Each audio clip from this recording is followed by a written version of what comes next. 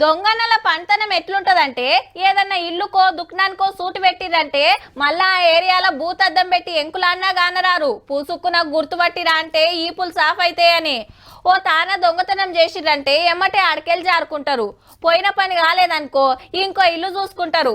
ఆడేమన్నా దొరికితే సంచిలో చదురుకొని అవతల పడతారు. ఆడసుత ఏం పడకుంటే ఇవాళ లేచిన గడియ మంచిగా లేదేమో అనుకొని సప్పుడేకి వెళ్ళిపోతారు. కానీ కొందరు అట్లుండరు. పడతలు పడ్డక్కనే ఇంటి బాట పడతారు. ముచ్చట ఎరికయ్యే ఉంటది.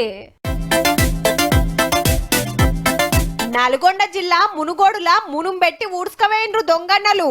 ఒక్కనాడే ఐదిండ్లకు సూటి పెట్టిండ్రు. మరి మునుగోడులా ఓ 3 ఇండ్లు దోసుకుంటే వడ్డెరగూడెంలా ఇంకో 2 ఇండ్లకు నాసు పెట్టిండ్రు. బంగారం 12 తులాలు అయ్యింది.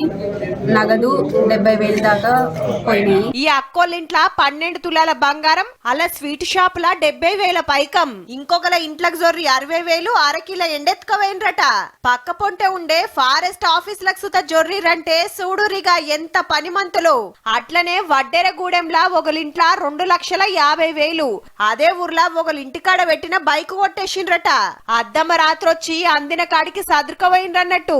లబ్బ మొత్తుకుంటా స్టేషన్ పోయి కంప్లైంట్ ఇస్తే పట్టుకునే పనులున్నారు పోలీసులు. పండుగకు ముందే గీ తీర్ల జోరు చూపిస్తున్నారంటే ఇక సంక్రాంతికి ఇంకెన్నింట్లకు సూటి పెడతారో. పండుగకు ఊర్లకు పోయేటోళ్ళు పైలముల్లో.